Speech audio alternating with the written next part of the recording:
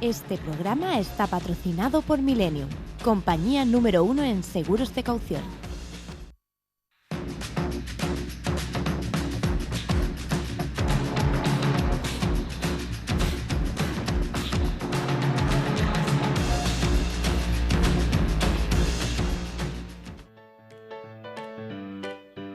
Ama el planeta como a ti mismo. Esa podría ser la esencia de la nueva encíclica del Papa que se presenta mañana en el Vaticano. La encíclica, que lleva el título Laudato Si sobre el cuidado de la casa común, de casi 200 páginas, es considerada la primera encíclica que se le puede atribuir completamente al pontífice argentino, que pide proteger el planeta en su esperada encíclica sobre el medio ambiente, en la que critica los excesos de la humanidad y exige un comportamiento más responsable basado en la sobriedad. La llamada ecología humana condena el consumismo y el capitalismo salvaje que destroza a las personas y al planeta que habitamos.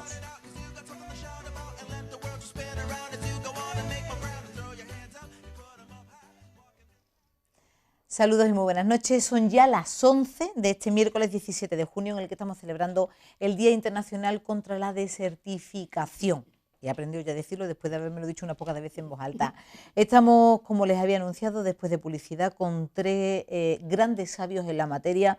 Hemos intentado tener esa paridad también dentro de los contertulios y les presento de mi izquierda a derecha a José Enrique Fernández. Muy buenas noches. Buenas noches. José Enrique Fernández, director del Instituto de Recursos Naturales y Agrobiología de Sevilla, el IRNAS, que además pertenece, y corrígeme si lo digo mal, al CSIC, es decir, es un investigador científico en todo lo que vamos a abordar hoy sobre el cambio climático. Ahora empezaremos. Teresa Rojo López es una de las mujeres pues con más reconocimiento en todo lo que se podría denominar el ecofeminismo. Es profesora de Sociología de la Universidad de Sevilla, está especializada en todo lo que tiene que ver con la opinión pública y hoy hemos destacado que es fundamental concienciar la opinión pública de la importancia que tenemos todos y cada uno de nosotros en esa onda expansiva de la lucha contra el cambio climático. Muy buenas tardes, buenas noches, Teresa.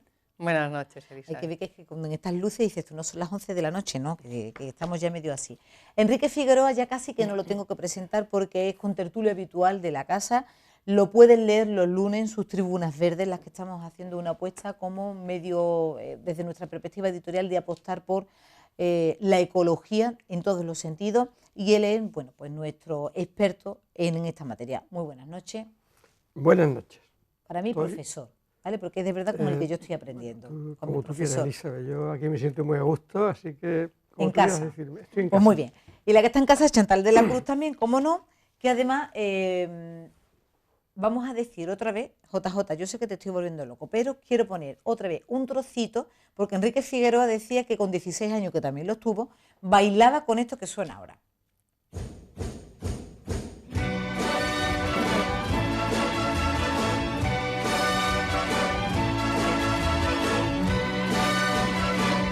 Hoy para mí es un día especial, hoy saldré por la noche. Podré vivir lo que el mundo nos da cuando el sol ya se esconde. Sí, ¿no?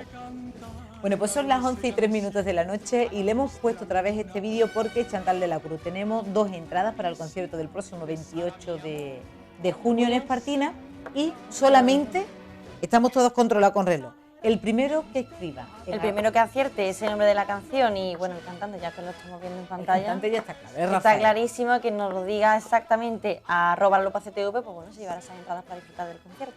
Lo vamos a decir en directo, así que el primero que lo haga, las entradas, esas dos entradas son suyas. Lo primero que les quiero decir a mis invitados es una primera valoración de algunos de los asuntos que se han abordado en esta entrevista, en la que hemos hablado sobre todo de la importancia de esa ley que también se plantea que se pueda aprobar antes de que termine el 2015, de lo que puede significar también el cambio de gobierno. La primera valoración antes de entrar en materia. ¿Por dónde empezamos? ¿Por usted? Bien, pues evidentemente todas las leyes que competan una mejora en el uso que hacemos de los recursos naturales serán muy bienvenidas.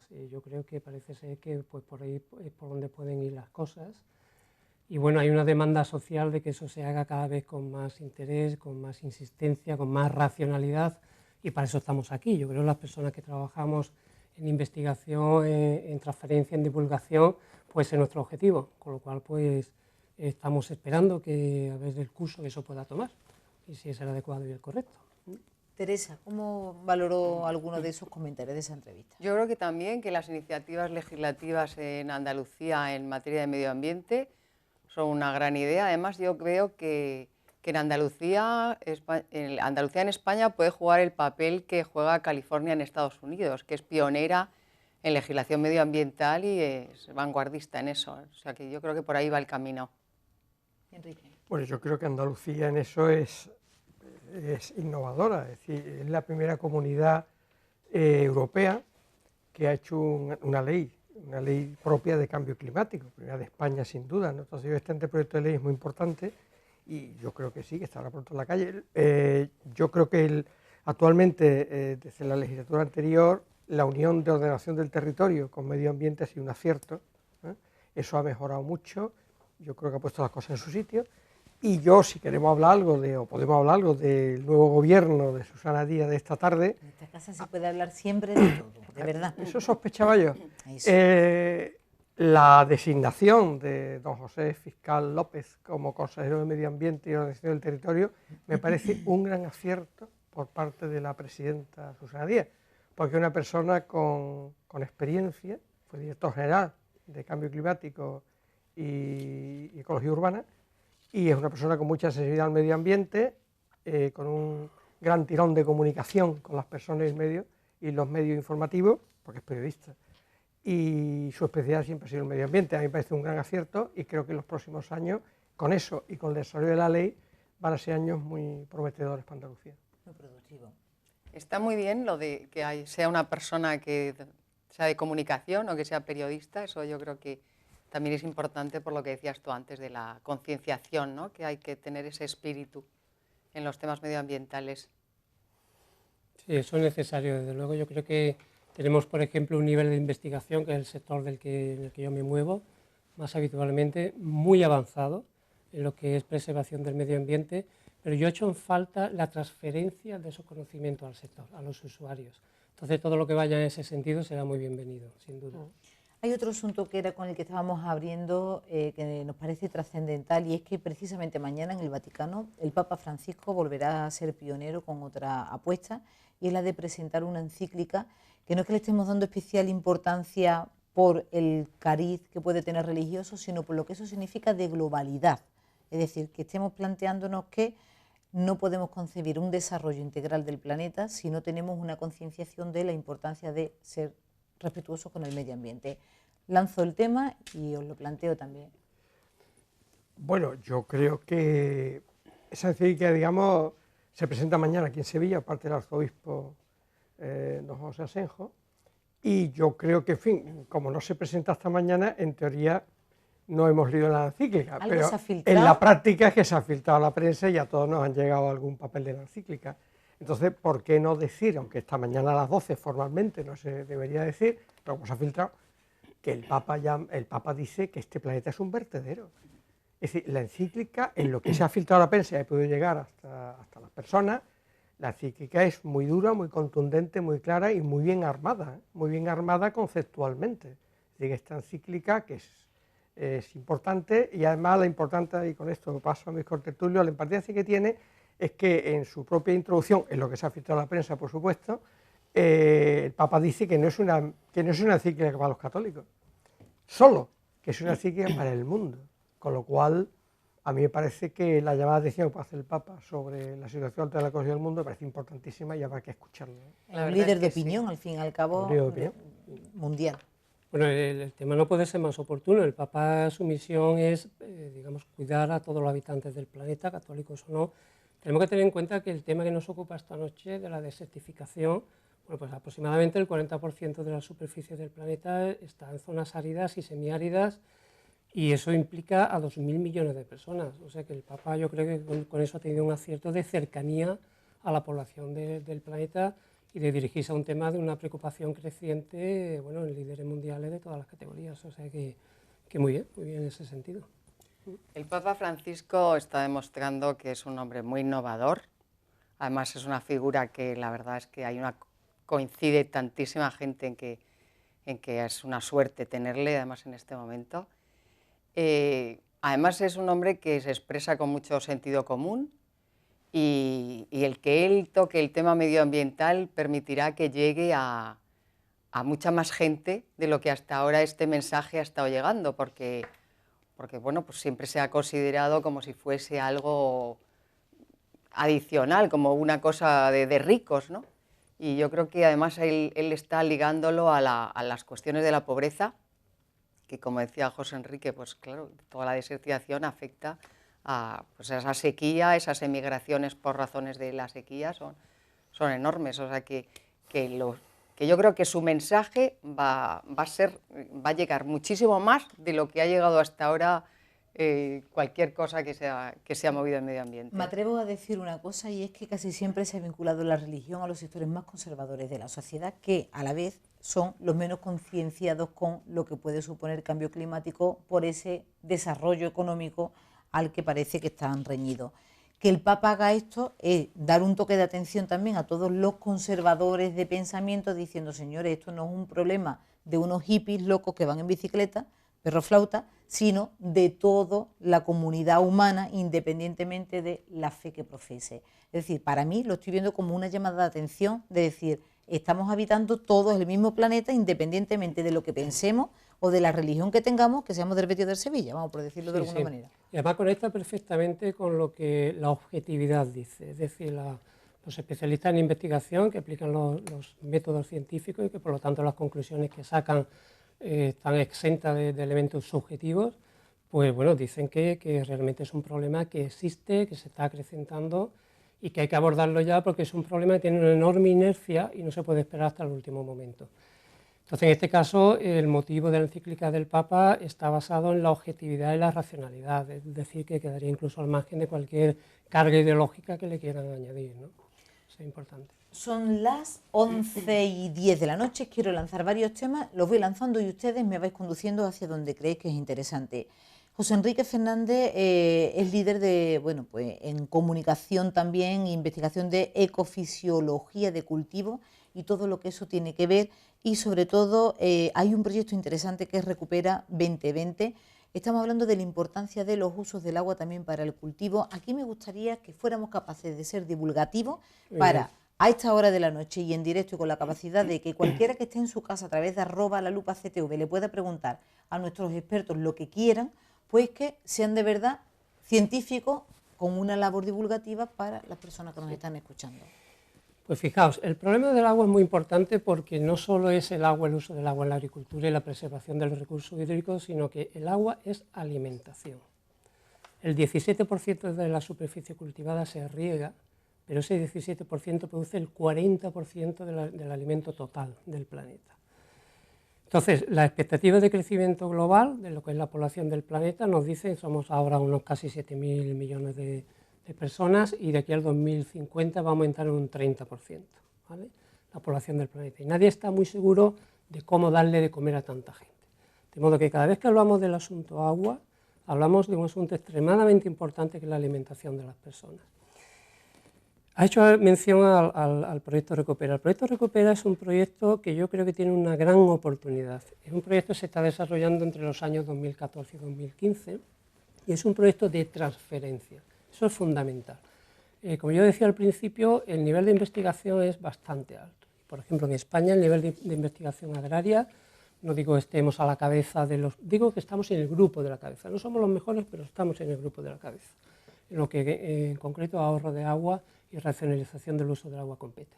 Pero hay un problema, que toda esa investigación, o buena parte de ella, no llega al usuario, no llega al sector. Entonces el proyecto Recupera intenta paliar ese problema. Es un proyecto de divulgación y de transferencia muy bien financiado, 25 millones de euros.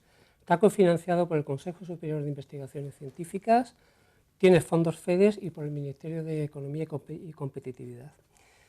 Lo desarrollan unos 10 centros del CSIC andaluces, porque se hace a escala de toda Andalucía, y participan unos 40 grupos de investigación y muchas empresas, andaluzas y no andaluzas.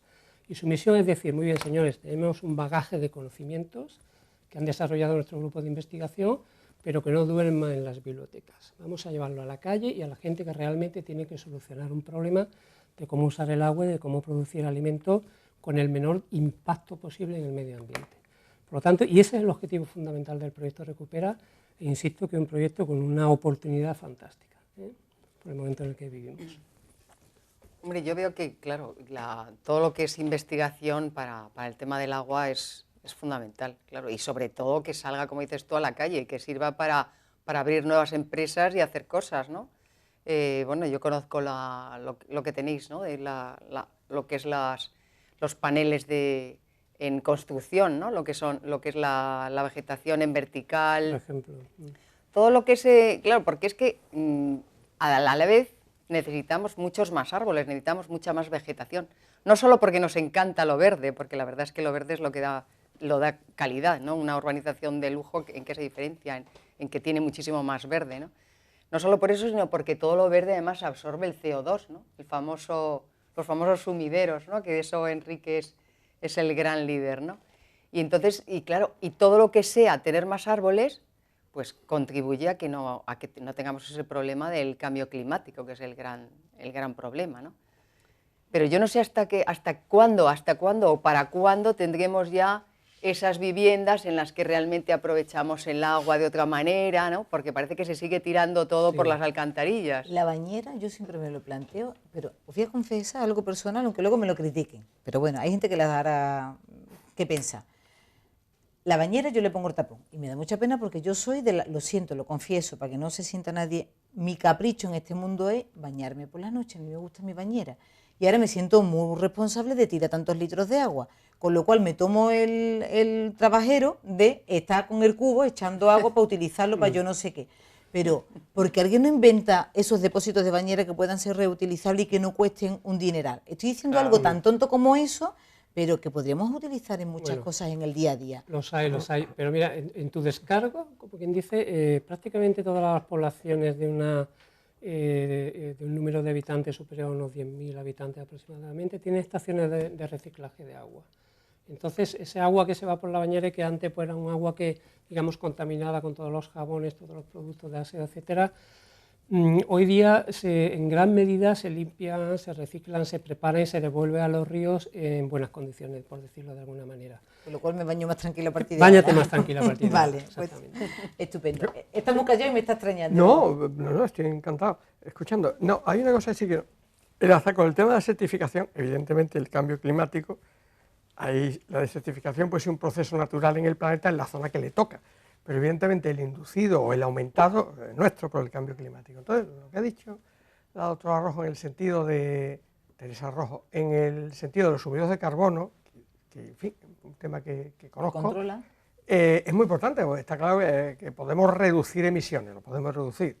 Como bien sabe, la emisión por el tráfico en Andalucía es muy grande. Bueno, pero podemos absorber mucho en Andalucía, no solo con espacios naturales, no solo con la agricultura, sino también con la vegetación urbana, ¿no? Entonces a mí me choca muchísimo en la vegetación urbana cuando veo esa cosmética de poner los árboles como chupachú, recortaditos, y luego esas podas salvajes de la ciudad. Primero, al árbol le hacen daño, y segundo, no favorecen la lucha contra el cambio climático. Y segundo, el árbol, las hojas las tiene para algo, no tenemos por qué quitárselas, nadie le pregunta al árbol si le gusta que le quiten las hojas, ¿eh?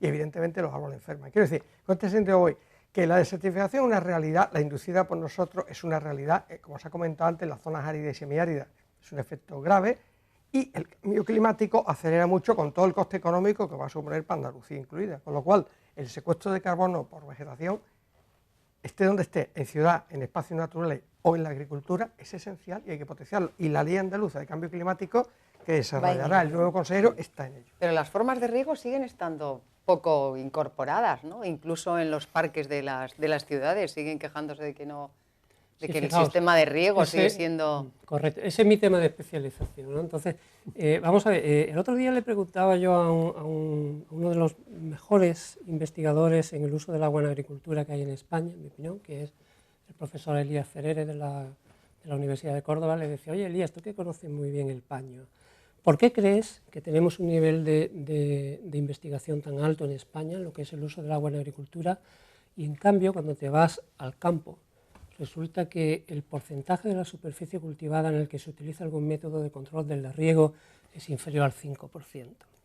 ¿Por qué crees que se debe? Y me dijo, dice, mira, José Enrique dice, en primer lugar, dice, en California, él estuvo trabajando mucho tiempo en Davis, le decía, se hizo un estudio de cuánto tiempo tardaba una innovación en agricultura en pasar al sector. Dice, tardaba 20 años.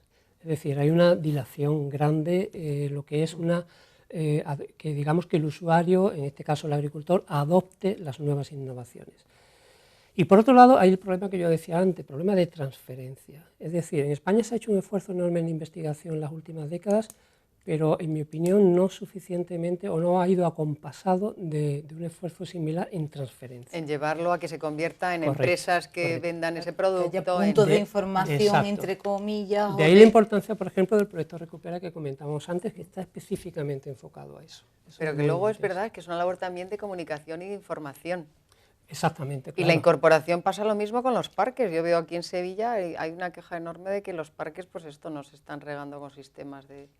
Sin embargo, todos actuales, esos no sistemas existen. O sea, en la agricultura, en los últimos, bueno, desde los años 50 aproximadamente. Tenemos del pasado conocimientos, siglo, pero que no se ha avanzado. aprovechan lo El suficiente. mensaje que están dando es muy fuerte, porque estaba hablando de una inversión muy importante de muchos millones de Cierto. euros, pero que se quedan en el cajón, ¿vale? Para mantener, bueno, pues una estructura de investigadores, pero si eso al final no termina repercutiendo en la calidad de vida de todos los que estamos alrededor de esos O al sistemas. menos no lo que debiera. No Pero digo Diego- que no haya una labor de divulgación, que la hay, por Pero ejemplo. verás que los equipos de investigación no tienen periodistas, no tienen comunicadores dentro de sus grupos. Y yo creo que eso es una... Yo no creo ahí que está ahí sea la solamente, clave. Teresa, en la divulgación de comunicación, sino en que haya grupos también de personas que sobre el terreno le expliquen a las cooperativas o a las asociaciones agrarias, etcétera, cómo aplicar eso. No solamente la divulgación, sino también la ejecución, cómo puede ejecutar esas innovaciones para hacer más rentable y más efectivo y más desarrollable en todos los sentidos en tu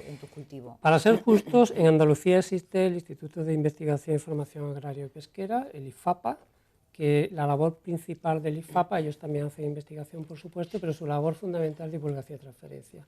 Y están haciendo una labor muy interesante. Quizás no, digamos, con la extensión y con la intensidad que se debiera. Y que necesitamos, tal y como que está el necesitamos. Es que los Pero- investigadores- Sí, te doy un segundo un acotamiento. Sí. Muchas veces hay cosas que luego intenta la empresa que lo genera vender el producto y la cortedad de las personas que lo pueden comprar es muy grande porque hay una inercia a no cambiar las cosas. Voy a poner un ejemplo solo. Hace algunos años una empresa de Madrid me pidió la idea de si yo podía demostrar que se podía hacer alcorques, es decir, jardineras urbanas sin riego. Evidentemente le demostré que era posible. Entonces se pueden hacer alcorques de árboles en las ciudades, jardineras sin riego, con lo cual se puede hacer. ¿Qué ocurrió? Que la empresa quebró. ¿Y con qué? Quebró porque no vendió ni una, es decir, ningún ayuntamiento le compró los alcorques sin riego y se dio un ahorro de agua tremenda. Era una especie de piscina con una especie de tierra, digamos, con el árbol puesto y el agua la de lluvia.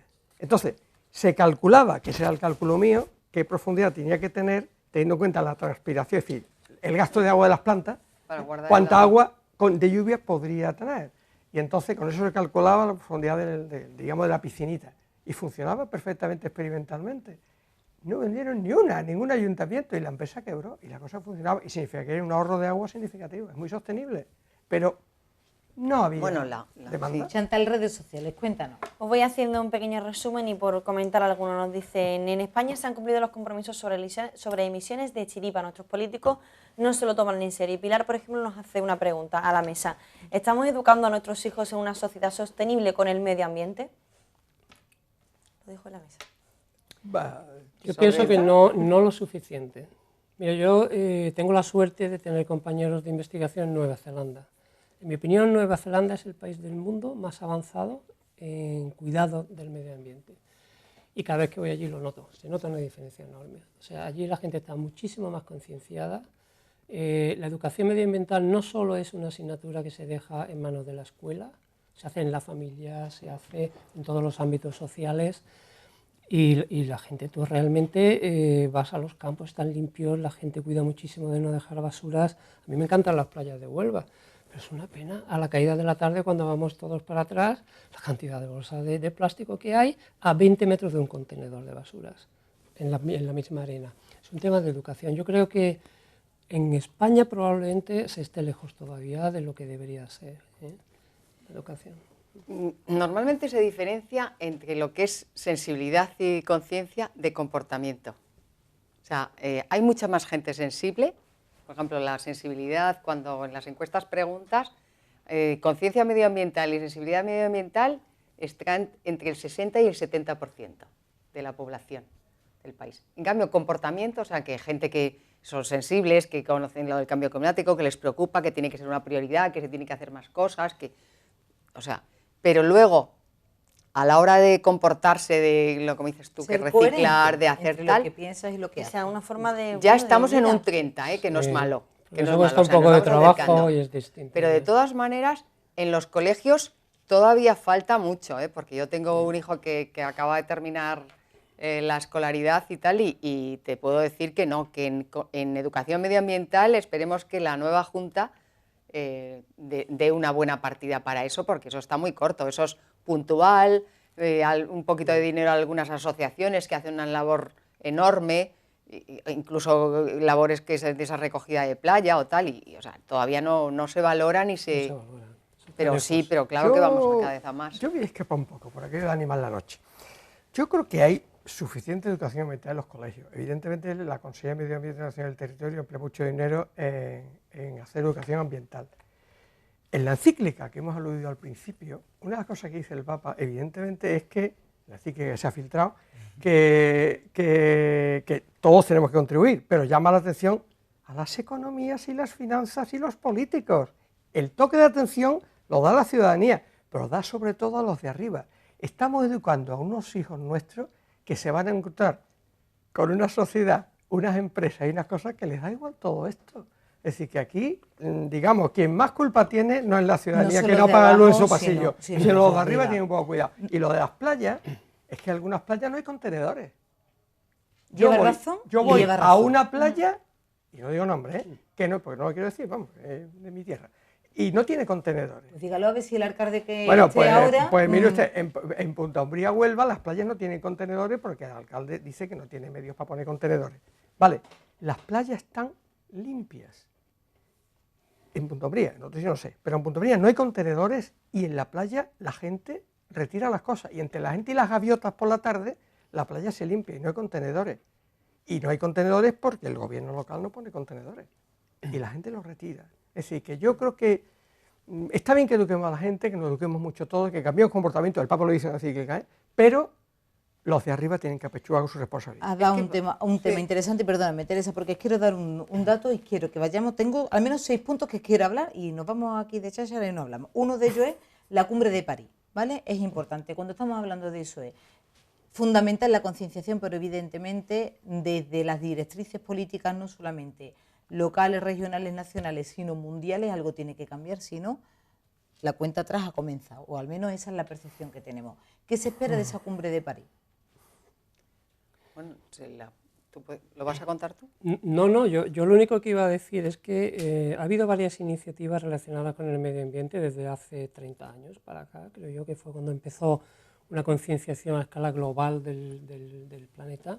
Iniciativas desde organismos tan importantes como la FAO, como la Unión Europea, en fin, Banco Mundial, etcétera, pero el problema es que son papel mojado. El problema es que se quedan en la mesa donde se discuten esos temas. Kioto, por ejemplo. Después, cuando se intenta llevar a la realidad, entiendo que debe de ser muy complejo, pero ese es el problema. Entonces, porque no puede ser vinculante, no algo que tú digas, bueno, pues lo dejo como es opcional, porque es que al final lo que está pasando es que los países que más consumen están afectando a las economías de los menos desarrollados y los más empobrecidos. El 80% del planeta sufre lo que el 20% consume. ¿Qué se espera de París? Nada. Yo no espero nada de París. Igual no esperé nada de Lima, no esperé nada de nada. No espero nada porque ahora ¿qué va a pasar? Que Europa va a decir lo que tenga que decir, que va a reducir dentro en el 25, el 20, que evidentemente no será. Y ahora que Estados Unidos dirá que empezará a reducir en el 2030 y China en el 2000 no sé cuánto. Quiero decir, nada. Yo creo, en cambio, que hay un clima cada vez más consciente y más favorable también en el ámbito de las organizaciones internacionales, tanto las políticas como las de las grandes empresas. Y yo creo que sí, que se va acercando ya a que sea cada vez más vinculante y que todo lo que ha habido ha servido, porque Kioto también sirvió, porque de repente ya, pues que el contaminar, el que contamina paga, el que contamina paga, el que contamina paga, cada vez se ha ido más ampliando más, ¿no? Entonces, por otro lado, yo creo que ya a nivel europeo se ve también en la Estrategia 2020 que lanzaron, que nos hemos ido dando cuenta que una legislación medioambiental estricta nos beneficia, porque nosotros cuando estamos compitiendo con países como China, que fabrican mucho más barato, pero fabrican contaminando y fabrican productos que son tóxicos, que tienen más toxicidad. Pero para eso tendremos que arreglar el mercado global. Entonces, y eso claro que por sí, hoy ese es una el- utopía. Ese es el problema. Hombre, utopía, Claro. te puedo poner un ejemplo Hombre, nada más. Ojalá que fuéramos Pues mira, capaces por por lo menos eso- de respetar los por eso derechos nos- fundamentales de los niños en China o en Turquía o en... Mira, no solamente de la ecología. Hace 3 años Estados Unidos sacó simplemente una normativa para el calzado que allí no podía entrar ningún zapato que tuviese algo de plomo o que tuviese algo... Cambió la industria mundial. O sea, ahora a través de la legislación de consumidores en países europeos o en Estados Unidos, cambias toda la manera de fabricar del Con la mundo. hipocresía que conlleva que grandes marcas de zapatos que ellos hacen estén hechos por niños con 5 o 6 añitos, por ejemplo. Hombre, es no otro sé, problema eso me diferente. parece un A poquito... mí- Eso me Esto- parece un poquito esto- una acusación. Estoy metiendo esos Sí. debates, no vamos a dar marcas, pero esos debates están hechos de vete a, en fin, no vamos Bueno, a pues dar- precisamente después de el gran escándalo que se ha creado ese día del el Fashion Revolution Day, que es el día que conmemora cuando se cayó precisamente esas instalaciones en Bangladesh, y eso ha movilizado, ha creado toda una campaña hacia la moda ecológica en el mundo que le ha dado un empuje enorme, ¿no? Precisamente para criticar que las grandes marcas estaban haciendo esas cosas. O sea, que yo sí creo en que están cambiando las cosas. Sí, a peor, porque mira, ahora con lo que viene, espero que un día en la lupa dediquemos algún rato al Tratado de Libre Comercio, que la gente no, en fin, me da la impresión que no conoce la que se viene encima con el Tratado de Libre Comercio, y evidentemente va a ser bastante, potencialmente muy desastroso para Europa, y sin embargo lo van a traer. Hombre, Entonces, de no- momento se ha conseguido parar la votación en el Parlamento. Bueno, que bueno, ya verás. Pero vamos, no espero nada de ese Hay una Parlamento gran con lucha respecto mundial al Tratado de Libre contra Comercio, eso. ni espero nada de París. Quiero decir, estoy en una Sí, vena sí. esta noche Pero bueno, muy poco optimista. No, yo estoy un poco más con Teresa, fíjate, yo creo que sí se está consiguiendo, lo que pasa que puede llevar décadas. Pero os voy a poner un ejemplo. Mira, yo estuve de postdoc en Inglaterra y allí había cadenas completas de distribución de alimentación y de venta, es decir, cadenas de grandes supermercados, que ponía en la información, en la etiqueta, en la información al consumidor, la huella del agua y la huella de carbono, es decir, cuánta agua se ha gastado en producir este producto y cuánto carbono se ha emitido al medio ambiente en producir este producto. Entonces el consumidor era libre de buscar aquellos productos que habían sido ecológicamente, que habían tenido menos impacto ecológico. Y eso, oye, eso iba creando concienciación en la gente, eso iba creando conciencia en la gente. La Y ahí- gente ya en España- ya mira eso a la hora de Sí, comprar, claro. Correcto. En España, por ejemplo, hay marcas de vinos que incluyen esa información en la etiqueta. La diferencia está, y estoy por poner, y en este sentido, Chantal, @lalupa_ctv, intentamos que ustedes desde su casa digan, ¿somos capaces de comprar una botella de aceite ecológico que te cuesta 3 veces más que cualquier marca blanca cuando los sueldos no son ni de 1000 euristas hoy por hoy y con la tasa de desempleo que hay? La pregunta que yo estoy haciendo y le estoy trasladando lo que desde la calle se dice, para ser respetuoso con el medio ambiente y poder optar a comprar camisetas de algodón ecológico, los tomates de verdad de la huerta que no sepan a frigorífico, etcétera, tienes que casi triplicar el precio de tu cesta de la compra y los sueldos hoy por hoy no están por ahí. Eso se dice, Sí, pero no es. no es cierto. No es No es así. exactamente Pues- así. Mira, en Sevilla hay, y Teresa Rojo lo sabe, hay mercados de productos ecológicos distribuidos por la ciudad.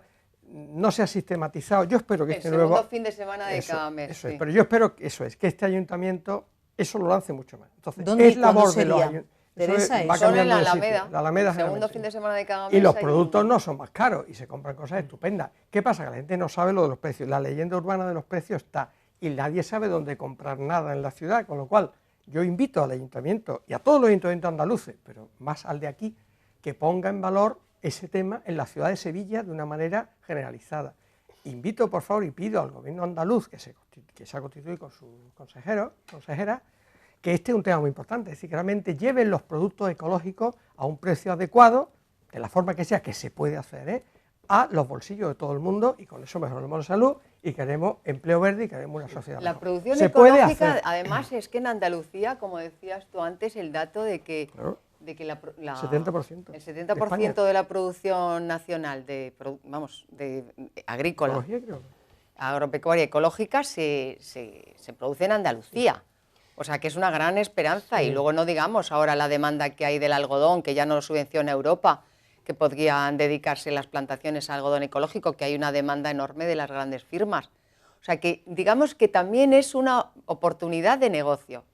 Sí, además, no solo son los productos ecológicos, por ejemplo, eso que yo hablaba antes de la huella del agua y la huella del carbono, no se aplica necesariamente a productos ecológicos, se aplica a productos producidos con técnicas habituales de agricultura, riego bombeado, empleo de agroquímicos, etcétera, pero optimizadas de manera que el gasto de energía, de agroquímicos, de productos químicos, etcétera, se ha reducido al máximo. No son productos ecológicos, son productos de agricultura tradicional, pero con técnicas optimizadas. Entonces, eso también es un buen camino. Que no solamente es el producto ecológico, sino que la producción normal se está volviendo más limpia, porque la legislación conoce cada vez más los efectos nocivos para la salud de sustancias, eso se está investigando y entonces se van reduciendo, porque son peligrosos. Voy a meter, son las 12 menos 25 de la noche, y quiero meter dos declaraciones de Manuel Jiménez, que es responsable de I+D+I de Morera y Vallejo, y Lorenzo Espinosa, que es el director industrial. Ayer, con motivo de la presentación del balance económico del grupo, vino especialmente Lorenzo desde Almería, donde están fabricando plástico, y ellos decían que se puede hacer un desarrollo económico de empresa, precisamente hablando de esto, respetando el medio ambiente, que era simplemente poner en valor un hecho diferencial que le daba pues ese punto de referencia también en el panorama internacional. Vamos a escuchar a JJ, a los dos pegados, a Manuel Jiménez de I+D+I y de Lorenzo Espinosa. Nuestra preocupación por el desarrollo sostenible es lo que nos lleva ahora mismo a una de nuestras líneas de investigación más claras, que es la búsqueda del plástico acolchado biodegradable, el plástico que pueda utilizarse en los cultivos de Huelva y que cuando termina su vida útil pueda directamente ser incorporado a la tierra, de manera que los propios microorganismos lo destruyan, eliminando un problema medioambiental claro que existe ahora mismo en la provincia de Huelva. Y cada vez los empresarios, los agricultores son más conscientes de los problemas medioambientales, de los problemas de imagen que provoca esa situación medioambiental o esa no buena gestión medioambiental en los mercados destinos de Europa, y tanto la administración pública como los agricultores, como cooperativas, como fabricantes, estamos totalmente centrados en resolver ese problema, de forma que no afecte a la imagen de lo que aquí producimos. Me parece muy valiente lo que plantea Lorenzo Espinosa, que hablar de la imagen. Ya no solamente vamos a hablar de que todos somos muy buenos, respetuosos con el medio ambiente, etcétera, sino que ya se está poniendo en valor que no está bien visto no ser respetuoso con el medio ambiente. Sí, eso está totalmente claro. Yo creo que incluso el sector productivo, que hemos hablado antes, que a lo mejor era el más reticente a adoptar tipos de medidas de preservación del medio ambiente, yo creo que se ha hecho eco, y no ahora, desde hace años de eso, ¿no? Ellos, lógicamente, intentan encontrar un equilibrio entre sus resultados de producción, resultados económicos, la imagen, la preservación del medio ambiente, porque también ellos están, por ejemplo, la persona que de las fresas de Huelva, que está trayendo agua del subsuelo, sabe que, bueno, que su trozo de tierra se lo va a tener que dejar a sus hijos. Si agota ese acuífero, pues a lo mejor eso no va a poder suceder.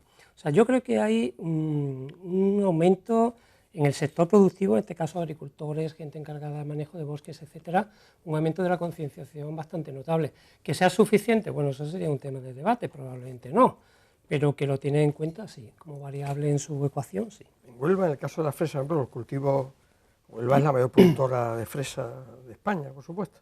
El cultivo rojo tiene un problema de agua, evidentemente, y un cierto conflicto de intereses con espacios naturales. Bueno, ese es un tema, bueno, más o menos resuelto, pero hay una cosa que en Huelva está parada una presa, que es la presa de Alcolea, que esa presa podría regar miles de hectáreas de Huelva, generando microeconomía importante.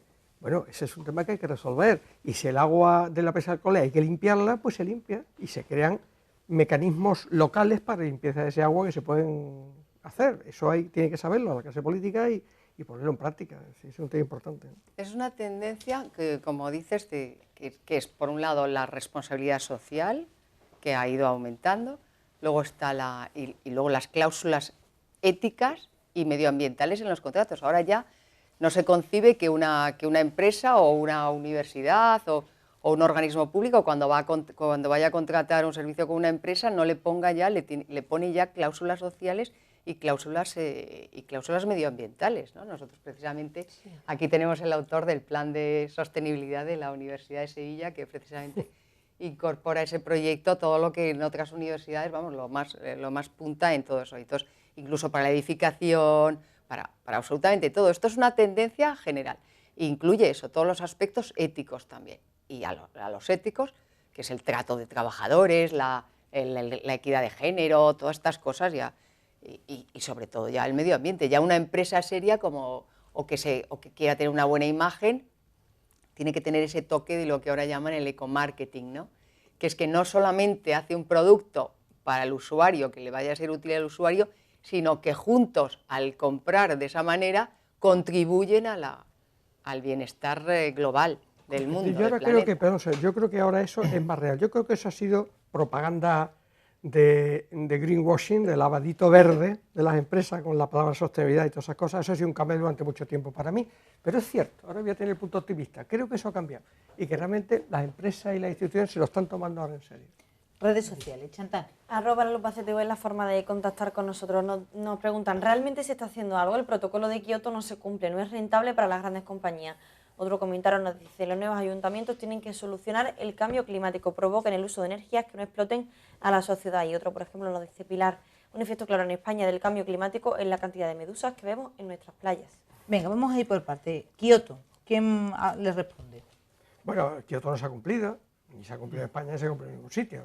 Fue el gran proyecto mundial para hacer algo, pero no se hizo nada, porque los que más contaminaron no lo firmaron luego con limitaciones, con lo cual Kioto fue una buena iniciativa. Ahora todavía estamos a tiempo, es decir, podemos retomar Kioto. Dicen que París es retomar Kioto en serio, ¿verdad? Yo creo que sí, quiero decir, ahora Kioto sí montó una cosa importante, que es el tema de los sumideros de carbono, mecanismos de compensación y tal. El tema de la contabilidad de como contamino pago tiene su limitación. La gente empezó a estudiar lo que contaminaba y luego investigaciones como lo de cuánto descontaminan los árboles se han hecho gracias a que eso se le ha dado un valor. Es una gran ventaja. Lo que pasa es que Kioto yo creo que ha tenido un enemigo fundamental y es el desarrollo de Asia en general y de la India, ¿no? Es decir, ellos dicen, vamos a ver, señores, el planeta está contaminado porque ustedes, los países ricos, lo han contaminado, pero se han beneficiado de ese desarrollo industrial y de esa producción de productos, etcétera. Ahora que nos toca a nosotros, que tenemos la oportunidad de adquirir ese desarrollo, no nos digan ustedes que no lo hagamos. Ese es el grave problema que tienen ahí. En China se lo están diciendo sus propios ciudadanos, ¿eh? Porque sí, es la es salud. posible. Es que el problema de la contaminación es la salud. A mí sí me parece que el Kioto por lo menos ha logrado ponerle precio, hacer los números de lo que significa contaminar. Es que son pérdidas diarias, porque luego recuperar eso es un dineral. Ahora, la cuestión de los países estos emergentes y tal, vamos a ver, el tema, primero, ¿cuál es el escenario? ¿A dónde quieren ir? Y segundo, lo que está ocurriendo en países... Hacia donde hemos ido nosotros. Claro, y segundo, allí todo el mundo no vaya a eso. Se están creando clases adineradas, pudientes, infladas de dinero y una mayoría de la población empobrecida. Es decir, en esos países emergentes que están ahora superindustrializados, pues resulta que en algunos la pobreza es endémica y el dinero está para uno y no para otro. Vamos a ver, que es que no es que ese dinero se vaya a repartir y todos vayan a vivir igual que en San Francisco. No se suele aprender de las experiencias ajenas, no se suele aprender, entonces ese es el problema. Nos han preguntado también qué deberían de hacer los nuevos ayuntamientos para, he apuntado los 3 temas porque me gustaría que, ya que estáis ustedes ahí detrás, les demos esa respuesta.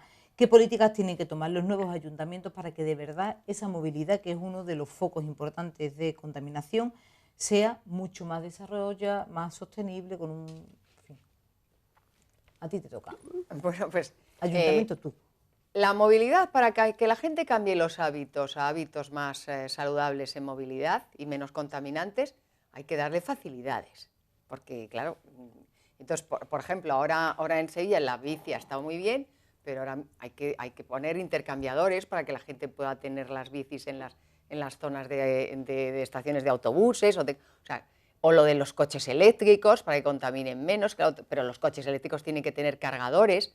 Hay una ciudad en España que está siendo modelo un poco de todas estas cosas, que es Rubí, que es un ayuntamiento que ha conseguido pues, mover muchísima transformación. Entonces, yo creo que claro que se puede lograr y se va avanzando. Y luego, por supuesto, todos los temas de vegetación, todos los temas de incluso hasta los tratamientos que puedes hacer de los jardines, o sea, lo de no utilizar productos tóxicos, todas esas cosas contribuyen a disminuir la contaminación, o sea, pero que son efectos sobre la salud. Entonces, hay que dar facilidades y, bueno, y por supuesto actuar en todos los frentes. Y la contratación que haga el ayuntamiento de cualquier cosa tiene que tener cláusulas medioambientales, o sea, que sean empresas que cumplan esas normativas. Yo pediría a todos los nuevos alcaldes, que estamos en periodo de estreno, Ahora es el momento de estreno, entonces a toda la consejería creo que está bien encaminada. Ahora, los alcaldes y alcaldesas, yo les pedí a todos que hicieran un plan estratégico ante el cambio climático de todas las ciudades andaluzas, especialmente de las grandes ciudades, empezando por Sevilla. Y eso incluye muchas cosas de las que estamos diciendo aquí, pero que hagan un plan estratégico de la ciudad ante el cambio climático. Claro, porque son ¿Por qué? Porque frentes. las ciudades, decimos la ciudad, pero las ciudades son muchas ciudades y están aquí. Hay barrios bien asentados y barrios muy poco asentados. En Sevilla, sin ir más lejos, nuestro nuevo alcalde tiene una buena tarea por delante. Hay barrios que van a sufrir más el cambio climático que otros si el cambio climático viene. Pues tenemos que dedicar fondos a esos para prepararlo a igualdad. Es una equidad entre barrios. En la célebre encíclica que se podrá leer a partir de mañana y en documentos anteriores, el Papa habla de quitar las periferias urbanas. Las periferias urbanas van a sufrir más el cambio climático que, digamos, las zonas acomodadas. Bueno, pues tenemos una tarea también de los nuevos alcaldes. Claro, hay actuaciones, por ejemplo, con los polígonos industriales, que ha llevado, por ejemplo, este ayuntamiento, que es asesorar, y además con colaboración de las universidades, asesorar a las empresas sobre las fugas que tienen de energía, con lo cual ahorran, conseguir que tengan un ahorro de energía enorme, que además eso reduce sus costes. O sea, que es que ahorrar recursos reduce los costes de la empresa. O sea, que el medio ambiente no encarece, sino que ahorrar hace más rentable. Doctor, nos han dicho también que una de las imágenes que nos hace plantearnos que el cambio climático es real son las medusas en las playas de Huelva. ¿Qué le decimos con eso? Pues yo de medusa no sé gran cosa, pero mira, vamos a ver, evidentemente... yo lo de Bob Esponja, sí. Es lo único que sé. Bueno, el problema de la medusa y el problema de la temperatura del mar es extraordinariamente complejo. Muchas veces se debe a efectos climáticos que están a miles de kilómetros de distancia. Sin embargo, asociado a ese comentario había, creo recordar, un comentario de que no se está haciendo lo suficiente por preservar el medio climático. Yo no estoy tan seguro de que eso sea así. Por ejemplo, en el área en la que sí creo que en mi trabajo, y por lo tanto entiendo un poquito, que es el uso del agua en agricultura, yo brevemente destacaría 3 grandes avances que se han hecho en los últimos 80 años, que permiten un enorme ahorro del agua que se está utilizando. El primero, el riego por goteo, riego localizado. En la actualidad se está regando casi la mitad de la superficie que se riega en España, se riega con riego localizado, de las 3,5 millones de hectáreas aproximadamente. Y eso es un gran avance porque es que se consigue un ahorro tremendo en comparación con los riegos que se hacía anteriormente a manta, cubriendo toda la superficie del suelo, etc. Eso se hizo a mediados del siglo pasado, fue cuando se empezó a desarrollar. Después, desde hace 30 años para acá, las estrategias de lo que nosotros llamamos riego deficitario, que es decir, mira, a la planta le vamos a dar menos agua de la que nos pide. Oye, vamos a estudiar sus mecanismos fisiológicos y vamos a lograr que las plantas se adapten y produzcan casi lo mismo, pero con mucha menos agua. Y en tercer lugar, la aplicación de las nuevas tecnologías de riego, para conseguir un riego de precisión, que son sensores electrónicos, imágenes aéreas que dice por dónde la plantación está un poco más seca que otro, para hacer un riego a la carta, para darle a cada planta el agua que necesite en el momento que necesita. Por todo eso sumado, que eso nos lleva a lo que hoy en día llamamos o conocemos como riego de precisión, consigue que se estén consiguiendo producciones prácticamente iguales que antes, pero con unos ahorros del agua del 50%. O sea que estamos regando con la mitad de lo que se regaba hace 80 años y las producciones prácticamente iguales y la calidad mejorada. O sea, creo que sí se están haciendo muchas cosas. Me gustaría también mencionar... Sí. No, yo soy una cosa sobre las medusas. Quiere decir que en la playa de Huelva no hay muchas medusas, que decía, a ver si van a ir los turistas, que en Huelva no tiene muchas medusas, vamos, y cuando vienen por causas globales, etcétera, pero en fin, que la medusa no es una especie que esté mucho por nuestras playas. Digo que a mí me gustaría mencionar sobre lo que has dicho de los ayuntamientos, lo que pueden hacer, también todo lo que es la construcción bioclimática. Porque es que todo ese consumo, esas necesidades también tanto de mayor agua como de aire acondicionado y todo eso, es también por la forma de construir. Y ahí los ayuntamientos, la normativa, las ordenanzas pueden favorecer e impulsar mucho más. ¿Has visto lo llamativos que son en Sevilla, que cuando hace calor?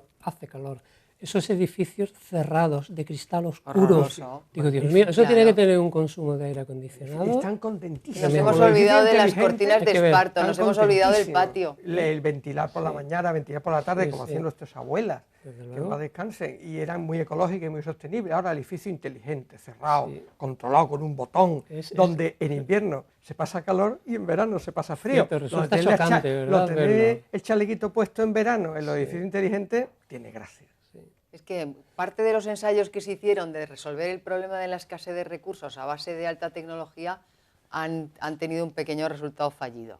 Y esto de los edificios inteligentes no está muy conseguido. Se han abandonado tecnologías más económicas. Naturales y económicas, Como limpias. La ventana y airear. la cortina de esparto y demás, es que Chantal, la última ronda de...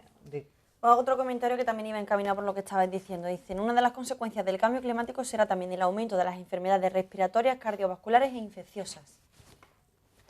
Bueno, eso hay un gran debate, porque por ejemplo con el asunto de las alergias no se sabe muy bien a qué se debe, pero sí está claro que están aumentando una barbaridad. Hay personas que dicen, o estudios que apuntan que pueden ser los preservantes que se utilizan en los alimentos, otros pues problemas efectivamente de cambio climático que pues la población no se adapta con la suficiente rapidez, pues no le da tiempo, porque los cambios se suceden más rápidamente de lo que la naturaleza humana pues le da tiempo a adaptarse, etcétera. Hay un debate muy grande sobre eso. No conozco estudios muy concluyentes, pero hay un gran debate. Yo he leído sobre eso últimamente, que estoy interesado en salud ambiental, y la verdad es que cada vez estoy más perplejo con respecto a las alergias, porque yo creo que es multicausal. Yo no digo que el polen de ciertas cosas y más a unos que a otros no causa alergia, no estoy diciendo eso, sin duda. Pero me llama la atención dos cosas, que los estudios de polen se hacen con captadores de polen en las azoteas. Y yo no estoy seguro que lo que respira la gente por las calles de polen sea lo mismo que lo que está en las azoteas. Porque yo creo que no se hacen estudios de polen en la calle, se toman a una cierta altura porque es lo que está homologado. Cuando me enteré de eso, me preguntaba yo, ¿y el polen que está en la azotea, que no hay nadie, es el mismo que está en la calle, que está lleno de gente? A ver, estamos echando la culpa a unos árboles que no tienen la culpa, etcétera. Y luego, por otro lado, creo que hay más factores ambientales. El exceso de limpieza. El exceso de limpieza, sí, la higienización. Y luego, yo estoy convencido, y en fin, creo que la doctora Rojo también, tenemos un libro a media en ese sentido, que las radiaciones no ionizantes pueden tener mucho que ver el ambiente que estamos de enrarecimiento de radiaciones cada vez más en nuestra vida. Yo creo que tiene que ver con caídas del sistema inmunológico, incremento de las alergias. Así que yo creo que el tema de las alergias es un tema abierto, hay que verlo de una manera transdisciplinar y cuidado con las radiaciones no ionizantes que están totalmente descuidadas por parte de los poderes públicos. Yo digo solamente una cosa, hice una prueba que me llamó mucho la atención y era, pon una maceta debajo de un microondas. Ah, bueno, del microondas, sí, claro. No he tenido narices en mi cocina que tenía una maceta que ninguna me viva debajo del microondas, incluido un cactus que tenía precioso. Todas se han muerto. Entonces dices tú, algo tienen que estar haciendo. Sí, sí. Me lo dijo un compañero que tenía además bastante ecologista y me decía, date cuenta simplemente de eso, pon una maceta al lado de un microondas. Yo invitaría a la gente que, con un aparato que hay para esto y que la doctora Rojo controla, que midiera la radiación de microondas de su casa y se iba a quedar un poco asustado. ¿Sí? Y segundo, yo invitaría a la gente a dos cosas. Uno, que no miren la tacita dando vueltas, que es muy aburrida, no es una televisión, no es por supuesto el correo televisión, Por favor. por supuesto, es muy aburrida la tacita dando vueltas, es decir, que se vaya a dar una vuelta por la casa mientras la tacita da vuelta. Y segundo, que antes de acercarse al microondas esperen 40 segundos. ¿Sí? Porque la radiación del microondas, que es de las cosas más potentes de radiación que tenemos en casa, se atenúa en 30 o 40 segundos. Como consejo de Sí, hay que autoprotección mantenerse para las doméstico. personas que nos están escuchando. Curioso. En la tecnología lo que hay que tener en cuenta es que somos una sociedad cada vez más tecnológica. ¿Y esto todo el día en la oreja? Uy, Bueno, podíamos hablar mucho. igualmente, Le dedicamos se un habla de día, eso. Elizabeth, Pero directora, simplemente ¿por qué no necesitamos- dedicamos un día a eso? Necesitamos más información de cómo utilizar la tecnología, nada más. Es que dormimos con ella en la cabecera Pues de la una cama. barbaridad. Claro, entonces, ¿Prohibido? claro, por ejemplo, el microondas Eso hay se que saber recomienda que no Pues no se lo haga. haga. Pues no lo haga. Chantal, No todo Pues el se mundo. Pero es que recomienda que no se haga. pero es que se apaga y el despertador lo enciende, es que no hace falta tenerlo encendido. no soy periodista ninguno. Se dice que hay estudios, se dice Digamos, que no hay estudios que lo avalen, pero todas las recomendaciones perdona, son sí, no, que ya hay lejos, estudios. lejos Sí, de... claro, de- ya La hay OMS estudios. ha alertado ya seriamente de Alertado, estas sí. cosas. Lo que pasa es que los Es que por la gobiernos noche te no afecta sabemos qué al sueño, afecta a la glándula pineal. Es cuestión de que nos den más información. Ahí hay el debate de ¿conviene que la gente sepa o la Claro gente que se le conviene. asusta? ¿No? Es que yo creo que tenemos un nivel de tecnológico alto Venga, y a dos todos nos consejos de gusta. momento a las... Me tengo que ir, que me riñen ya. 12 menos 5 de la noche. Dos consejos. Uno, el cacharro de la leche hirviendo, que además era la mar de mono, el subidito y eso, pero es que había que limpiar las hornillas. El microondas, que es muy cómodo. Sí, ¿quién lo niega? Si lo que se trata es de que no te Está pongas al 40 segundos microondas detrás, venga, Y vamos estar a un ver. metro y mantenerse a un metro mientras 40 funcione. segundos después, venga, Ya está. estupendo. Y a un metro. Teléfono, desconectarlo y vamos a dejarnos de WhatsApp la a la 1 noche, de la por la mañana. Donde dormimos, blanco de radiación, es lo que dice la teoría. Nada que genere radiaciones ionizantes en la cabecera de la cama, incluso en el cuarto donde duermes, Porque afecta al ciclo, porque claro, del afecta sueño. mucho. Y con eso Perfecto. ya nos quitamos cosas. Y la tercera, Un consejo, mira, yo del tema que estamos hablando, yo el consejo es sentar a la misma mesa a todos los actores que tengan que ver con el cambio climático en general. Es decir, consumidores, usuarios, distribuidores, ecologistas, administración, etcétera. Y entre todos los sectores sociales, discutir el problema. Si no se hace así, siempre se buscará una mala solución. Yo añadiría impulsar a las empresas que vayan a producir de manera sostenible y creen empleo verde. Ese es el futuro en este momento, la gran revolución. no hemos hablado de ecofeminismo, pero me parece un tema interesante que tendremos que retomar en algún momento. Que sí. ¿Vale? Yo que retomemos el tema del ecofeminismo y que me invitéis a mí también. Y lo sumamos a la moda ecológica. Como consejo. Sí. Pues repetiremos esta mesa. ¿Estáis de acuerdo en Perfecto, venir otro claro que día? sí. Pues perfecto, Será un claro que placer. sí. Chantal, ¿tenemos a alguien a quien le vayamos a dar las 2 entradas de Rafael? Cierto, se llama Juan José García, era esa primera persona que acertaba el nombre y bueno, decirle que... ¿Cómo se llamaba el nombre? Mi gran noche, por Mi supuesto. Gran Noche. Estaba todo el mundo ahí pensando. Bueno, pues mi gran noche, repite el nombre, ¿es Juan? Juan José García, ya nos pondremos en contacto con él a Vale. través de... Juan José García, lo único que tendrás que hacer es dirigirte hasta el concierto allí en Espartina, en la Plaza de Toros, y se te dará a tu nombre las 2 entradas. No me quiero despedir de ustedes, José Enrique Fernández, director del Instituto de Recursos Naturales y Agrobiología de Sevilla, investigador del CSIC. De verdad que ha sido un placer tenerlo aquí con nosotros Ha sido mío. y abusaré de usted y lo traeré más veces porque placer. me hace falta gente comunicadora y estos temas yo no sé si nos darán mucha audiencia, pero lo que sí son es muy necesario. En televisiones locales se echa en falta y en las regionales también, así que de verdad que para mí ha sido un placer tenerlo y aprender. Muchas gracias por haberme invitado. Muchísimas. Teresa Rojo, lo mismo le digo, de verdad es un placer tenerla aquí con nosotros y me encanta el optimismo, me gusta cómo dice y defiende las cosas con ese optimismo. Enrique, lo mismo le digo, está en su casa, ¿vale? Muchísimas gracias. Nosotros nos queremos despedir con unas imágenes que nos hablan de 2 cosas de las que se ha hablado hoy, que es cómo estamos interrelacionados y cómo el proceso de desertificación también genera pobreza. Estamos viendo imágenes del documental Cubaragüi, era este el que estábamos viendo. Hay una iniciativa que habla de todo el mundo, esas imágenes son de Cuba, estamos mezclándolas, porque Cuba es un país especialmente solidario con los saharauis. Curiosamente, los pobres terminan ayudándose más en sí. Bueno, pues Andalucía es también de las regiones de España la que más niños acoge en el programa de Vacaciones en Paz. A finales de junio tenemos esas imágenes que, bueno, pues nos hablan siempre de los ojos de ilusión de los chiquillos que tienen que estar viviendo en las Ambas de Argelina con más de 50 grados de temperatura y que durante 2 meses las familias andaluces los acogen para darle unas vacaciones en paz. Hablábamos de proceso de desertificación y de pobreza y yo creo que puede ser interesante esa imagen de andaluces, muchos de ellos padres de familia, normales como usted y como yo, que deciden darle también una educación a sus hijos. Pues yo creo que es interesante, ¿no? Meter en una casa a un niño saharaui que tienen el concepto de repartir, tenía un recuerdo de una madre que decía, le regalaba 2 pares de botines y le decía, no, cómprame uno de este número y otro un poquito más chiquitito para llevárselo a mi hermano cuando vuelva, ¿no? Entonces decía, yo aprendí muchísimo más de lo que le pudimos dar en ningún momento. A toda esa buena gente, nuestro homenaje con esta música que estamos cerrando, porque en Andalucía hay de verdad buena gente. Ha sido un placer, como siempre. Un beso, buenas noches. Hasta luego. Buena gente es lo que a mí me gusta más. Ay, Abelito.